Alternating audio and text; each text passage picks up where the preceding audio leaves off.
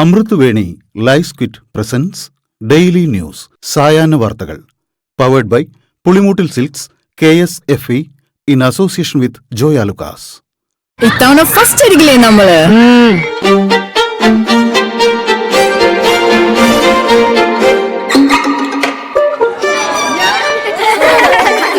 കുട്ടികൾക്കൊക്കെ പെയിൻ ശല്യം ഉണ്ടാകും. അതുകൊണ്ട് ലൈസ് കിറ്റ് ഉപയോഗിച്ച് ക്ലാസ്സിൽ വരാൻ പ്രത്യേകം ശ്രദ്ധിക്കണം. ലൈസ് കിറ്റ് ലൈസ് റിമൂവർ പെയിൻ ശല്യത്തിൽ നിന്നും ഉടനടി ആശ്വാസം. നമസ്കാരം, ഞാൻ നീതു കൃഷ്ണ. ഡെയിലി ന്യൂസിന്റെ സായാഹ്ന വാർത്തകളിലേക്ക് സ്വാഗതം. ഇന്ന് മെയ് 5 ചൊവ്വാഴ്ച. കേരളത്തിൽ ആരെ മുഖ്യമന്ത്രി സ്ഥാനത്തേക്ക് പരിഗണിക്കണമെന്ന ചർച്ചയ്ക്കായി ന്യൂഡൽഹിയിൽ ഇന്ന് നിർണായക യോഗം. കോൺഗ്രസ് അധ്യക്ഷൻ മല്ലികാർജ്ജുൻ ഖാർഗെയുടെ വസതിയിൽ ചേരുന്ന യോഗത്തിൽ രാഹുൽ ഗാന്ധിയും KC വേണുഗോപാലും പങ്കെടുക്കും. മുഖ്യമന്ത്രിയെ തീരുമാനിക്കുന്നത് കോൺഗ്രസ് ഹൈക്കമാൻഡാണെന്ന് രമേശ് ചെന്നിത്തല. മുന്നണിയിൽ ചർച്ച ചെയ്യാറില്ലെന്നും എല്ലാവരെയും മന്ത്രിയാക്കാനാവില്ലെന്നും രമേശ് ചെന്നിത്തല പറഞ്ഞു. ഇതേസമയം MLA-മാരുടെ പിന്തുണ മാത്രമല്ല, ഘടകകക്ഷികളുടെ അഭിപ്രായവും പരിഗണിക്കണമെന്നാണ് VD സതീശൻ പക്ഷത്തിന്റെ നിലപാട്. എല്ലാ വശങ്ങളും പരിശോധിച്ച് മുഖ്യമന്ത്രിയെ ഹൈക്കമാൻഡ് നിശ്ചയിക്കുമെന്നു മുതിർന്ന കോൺഗ്രസ് നേതാവ് AK ആന്റണി.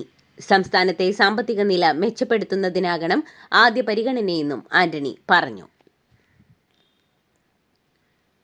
കോൺഗ്രസ് ലീഗുമായി ചർച്ച ചെയ്താകും മുഖ്യമന്ത്രിയെ നിശ്ചയിക്കുകയെന്നാണ് പ്രതീക്ഷയെന്ന് പാണക്കാട് സാദിഖ് അലി തങ്ങൾ. ഉപമുഖ്യമന്ത്രി സ്ഥാനം ലീഗ് ആവശ്യപ്പെട്ടിട്ടില്ല. പ്രതിപക്ഷ നേതൃസ്ഥാനം ഏറ്റെടുത്ത് മുതൽ പ്രവർത്തന നിരതനായിരുന്ന VD സതീശൻ ജനങ്ങളെ ബോധ്യപ്പെടുത്തുന്നതിൽ വിജയിച്ചെന്നും പാണക്കാട് സാദിഖ് അലി തങ്ങൾ പറഞ്ഞു. പാർട്ടി കോട്ടകൾ തകർന്നടിഞ്ഞത് കണ്ട് നടുങ്ങി CPM. നാളെ നടക്കുന്ന CPM സംസ്ഥാന സെക്രട്ടേറിയറ്റിൽ ചൂടേറിയ ചർച്ചകൾക്ക് സാധ്യത. കണ്ണൂരിൽ കേഡർ വോട്ടുകളിൽ ഉണ്ടായത് വൻ ചോർച്ച. പ്രാദേശിക നേതാക്കൾ പോലും CPM-ന് വോട്ട് ചെയ്തില്ലെന്നാണ് തളിപ്പറമ്പ്, പയ്യന്നൂർ, ഉദുമ, തൃക്കരിപ്പൂർ മണ്ഡലങ്ങളിലെ തോൽവി നൽകുന്ന സൂചന. ധർമ്മടത്തും പാർട്ടി വോട്ട് ചോർന്നത് പിണറായിക്കെതിരായ വികാരമാണെന്നും വിലയിരുത്തലുണ്ട്. സംസ്ഥാന സെക്രട്ടറി MV ഗോവിന്ദനെതിരെയും പാർട്ടിക്കുള്ളിൽ വിമർശനങ്ങളുണ്ട്.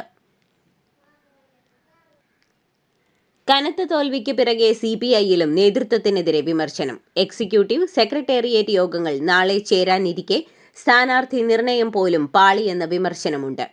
നാദാപുരം, തൃശൂർ, അടൂർ, പീരുമേട്, ചാത്തന്നൂർ എന്നീ മണ്ഡലങ്ങളിലെ സ്ഥാനാർത്ഥികളെ നിർണയിച്ചതിനെതിരെയാണ് വിമർശനം ഉയരുന്നത്.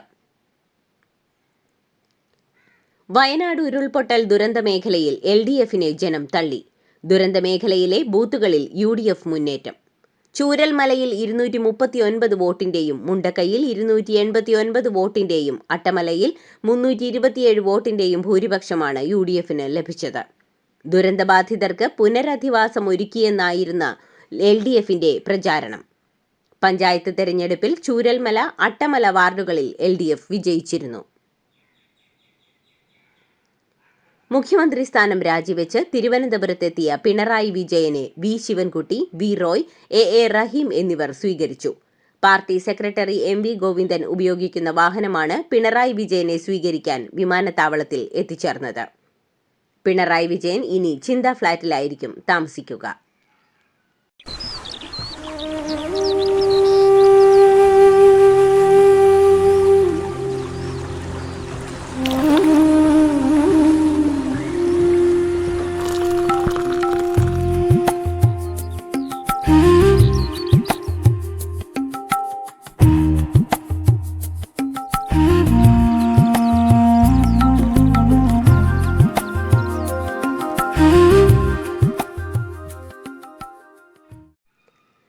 ബേപ്പൂരിൽ തോറ്റത് BJP CPM ധാരണ മൂലമാണെന്ന് PV അൻവർ.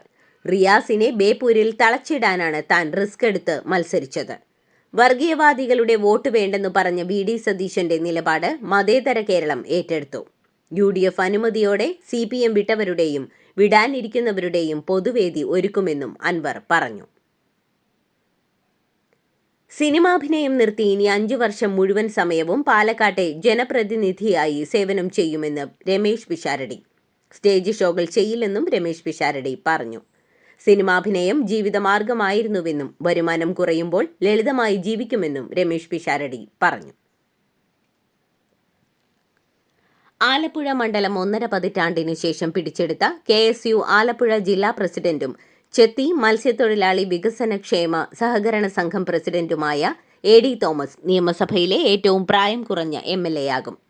30-കാരനായ തോമസ് CPM നേതാവും സിറ്റിംഗ് MLA-യുമായിരുന്ന PP ചിത്തരഞ്ജനെ 21,015 വോട്ടുകൾക്ക് പരാജയപ്പെടുത്തിയാണ് നിയമസഭയിലേക്ക് എത്തുന്നത്. നവകേരള യാത്രയ്ക്കിടെ മുഖ്യമന്ത്രി പിണറായി വിജയന്റെ വാഹനത്തിന് കരിങ്കൊടി കാണിച്ച തോമസിനെ മുഖ്യമന്ത്രിയുടെ ഗൺമാൻ മർദ്ദിച്ചിരുന്നു. പരാജയം CPM-ന് ഒന്നിന്റെയും അവസാനമല്ലെന്ന് P. ജയരാജൻ. പാർലമെന്റിലും നിയമസഭയ്ക്കകത്തും പാർട്ടി ഇടപെടലുകൾ തുടരും. പ്രഖ്യാപിതമായ സമര പാരമ്പര്യമാണ് കമ്മ്യൂണിസ്റ്റ് പ്രസ്ഥാനത്തിനുള്ളതെന്നും ജയരാജൻ പറഞ്ഞു. സാറേ, നമ്മുടെ പാർട്ടി ജയിച്ചുവെന്ന് രാഹുൽ മാങ്കൂട്ടത്തിൽ. 102 സീറ്റുകളിലെ വിജയവുമായി അധികാരത്തിലേറുന്ന UDF-ന്റേത് ഉമ്മൻചാണ്ടി എന്ന വലിയ മനുഷ്യന്റെ വിജയമാണ്. ആ മനുഷ്യന്റെ ചോര ചീന്തിയവർക്ക് കാലം കരുതിവെച്ച മറുപടിയാണിതെന്നും രാഹുൽ ഫേസ്ബുക്കിൽ കുറിച്ചു. UDF-ന്റെ വലിയ ഭൂരിപക്ഷം വലിയ ഉത്തരവാദിത്തം കൂടിയാണെന്ന് K. മുരളീധരൻ. അതനുസരിച്ച് നേതാക്കൾ പെരുമാറണമെന്നും മുഖ്യമന്ത്രിയെ നിശ്ചയിക്കുന്നതുൾപ്പെടെ പ്രശ്നങ്ങളില്ലാതെ നടക്കണമെന്നും അദ്ദേഹം പറഞ്ഞു. തൃശൂർ മണലൂർ മണ്ഡലത്തിൽ കോൺഗ്രസ് സ്ഥാനാർത്ഥി TN പ്രതാപൻ 126 വോട്ടിന് പരാജയപ്പെട്ടത് പ്രതാപന്റെ അപരൻ 184 വോട്ടുകൾ നേടിയതുകൊണ്ടാണെന്ന് വിലയിരുത്തൽ. സമാനമായ സംഭവം ചിറ്റൂർ മണ്ഡലത്തിലും ആവർത്തിച്ചു. സിനിമാ സീരിയൽ താരം സന്തോഷ് K. നായർ വാഹനാപകടത്തിൽ അന്തരിച്ചു. MC റോഡിൽ രാവിലെ 6:30-യോടെ അടൂർ ഏനാത്തായിരുന്നു അപകടം. സന്തോഷ് യാത്ര ചെയ്ത കാർ നിയന്ത്രണം തെറ്റി പാഴ്സൽ ലോറിയിൽ ഇടിക്കുകയായിരുന്നു. മോഹിനിയാട്ടം അടക്കം 100ഓളം ചിത്രങ്ങളിൽ അദ്ദേഹം അഭിനയിച്ചിട്ടുണ്ട്. ശബരിമല യുവതീ പ്രവേശന കേസിൽ യങ് ലോർഡ്സ് അസോസിയേഷനെതിരെ രൂക്ഷ വിമർശനവുമായി സുപ്രീം കോടതി. വിശ്വാസകാര്യങ്ങളിൽ ഇടപെടാൻ നിങ്ങൾ ആരാണെന്ന് ജസ്റ്റിസ് നാഗരത്ന ചോദിച്ചു. യുവാക്കളായ അഭിഭാഷകരുടെ ക്ഷേമത്തിനായി പ്രവർത്തിക്കൂ എന്നും നാഗരത്ന യങ് ലോർഡ്സ് അസോസിയേഷനെ പരിഹസിച്ചു.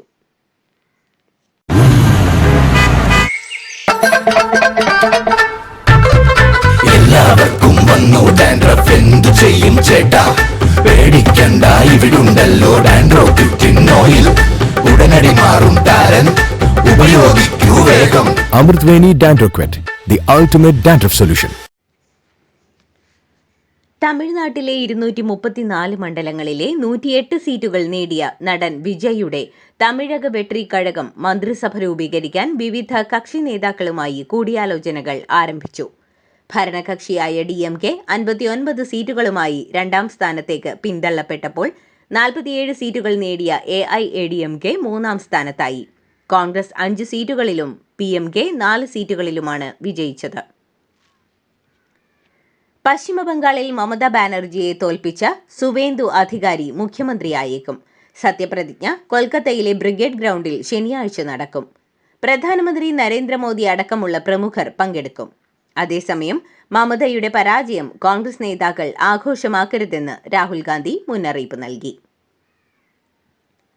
ആം ആദ്മി പാർട്ടി വിട്ട് BJP-യിൽ ചേർന്ന രാഘവ് ചന്ദയും മറ്റ് 2 MP-മാരും രാഷ്ട്രപതി ദ്രൗപദി മുർമുവിനെ സന്ദർശിച്ചു. പഞ്ചാബിലെ AAP സർക്കാർ ഭരണ സംവിധാനങ്ങൾ ദുരുപയോഗിച്ച് കള്ളക്കേസ് എടുക്കുന്നുണ്ടെന്ന് പരാതിപ്പെടാനാണ് എത്തിയത്.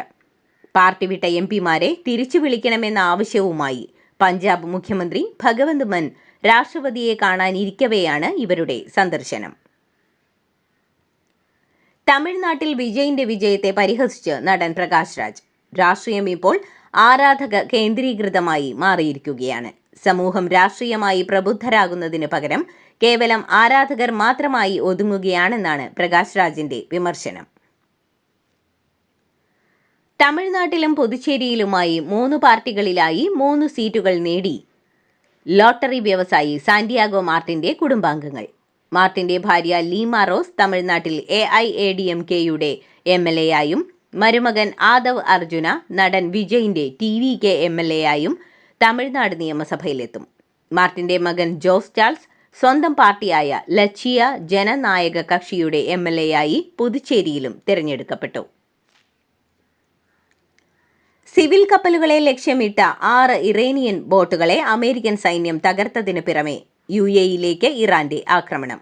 ഇറാൻ വിക്ഷേപിച്ച 12 ബാലിസ്റ്റിക് മിസൈലുകളും 3 ക്രൂയിസ് മിസൈലുകളും 4 ഡ്രോണുകളും UAEയുടെ വ്യോമ പ്രതിരോധ സംവിധാനം തകർത്തു. എന്നാൽ ഫുജൈറയിലെ ഓയിൽ ഇൻഡസ്ട്രി സോണിലുണ്ടായ ഡ്രോൺ ആക്രമണത്തിൽ തീപിടുത്തമുണ്ടാവുകയും 3 ഇന്ത്യക്കാർക്ക് പരിക്കേൽക്കുകയും ചെയ്തു. ഫുജൈറയിൽ ഇറാന്റെ ആക്രമണത്തിൽ 3 ഇന്ത്യൻ പൗരന്മാർക്ക് പരിക്കേറ്റ സംഭവത്തിൽ ഇന്ത്യ ശക്തമായ പ്രതിഷേധം രേഖപ്പെടുത്തി.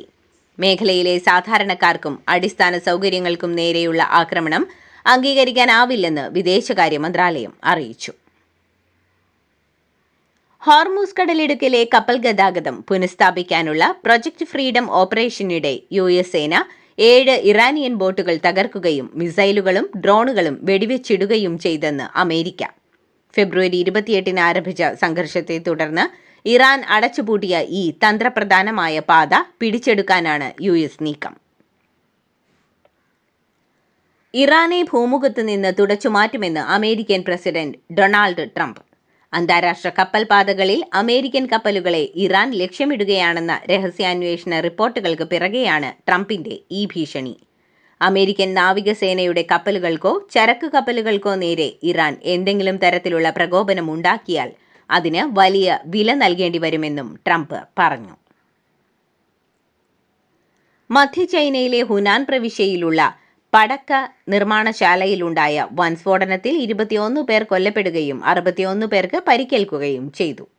പൊട്ടിത്തെറിക്ക് പിന്നാലെ ഫാക്ടറിക്ക് 3 കിലോമീറ്റർ അകലെ വരെയുള്ള സ്ഥലങ്ങളിൽ നിന്ന് ആളുകളെ ഒഴിപ്പിച്ചു.